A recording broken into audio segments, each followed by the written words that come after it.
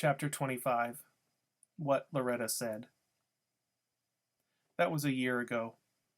I hid in the down under for days and days, and I kept the doors closed, which is why I missed the funeral and the fair Gwen moving away.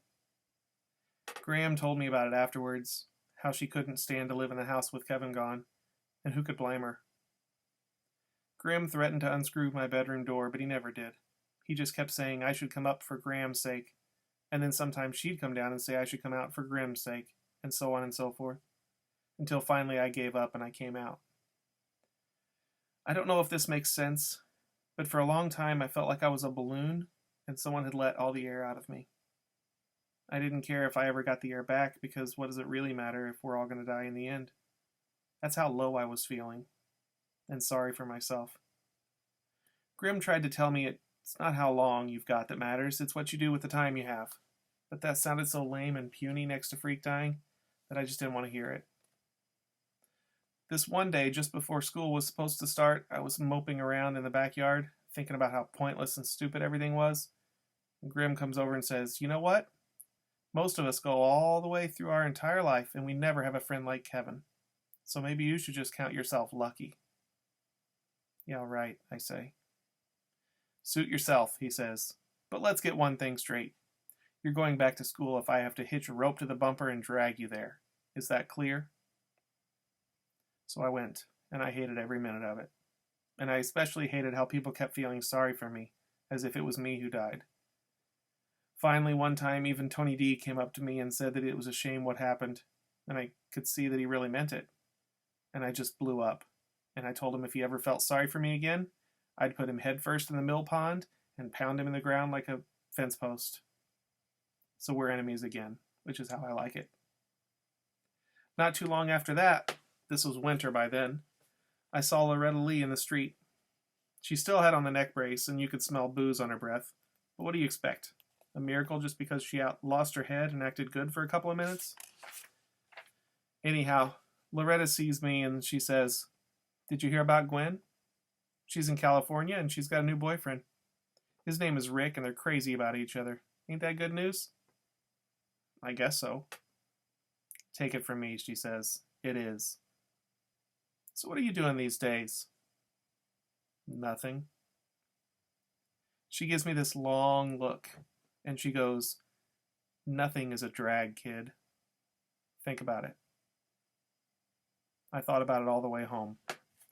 That night I pulled the pyramid box from under the bed, and I got the empty book out of the pyramid, and I'm thinking, who are you kidding, Maxwell Cain? You haven't got a brain. And that's the whole truth. The whole truth. The unvanquished truth is how Freak would say it. So I just wrote the unvanquished truth stuff down, and then I kept on going for months and months until it was spring again, and the world was really and truly green all over. By the time we got here, which I guess should be the end, I'm feeling okay about remembering things. And now that I've written a book, who knows, I might even read a few. No big deal.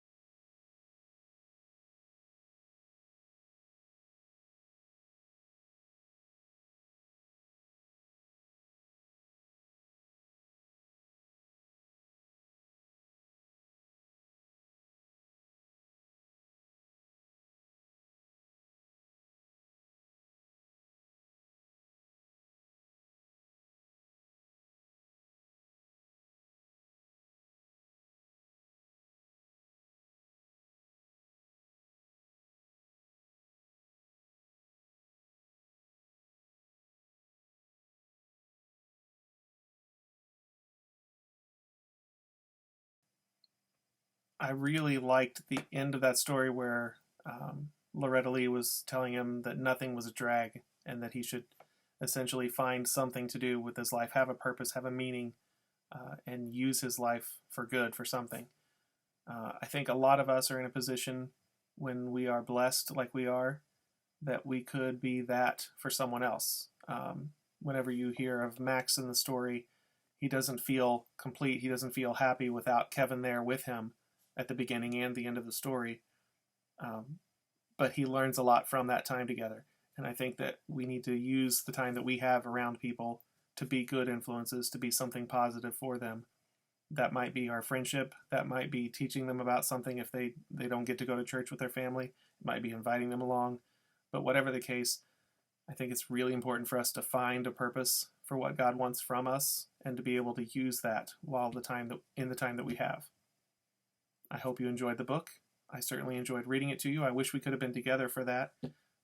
I know it was pretty intense. I hope you're okay. If you need to just kind of talk about it, please get a hold of me and we can set up a conference. We can talk about it.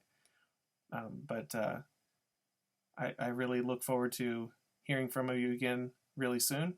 And when we get back to school next year, please stop by and say hey.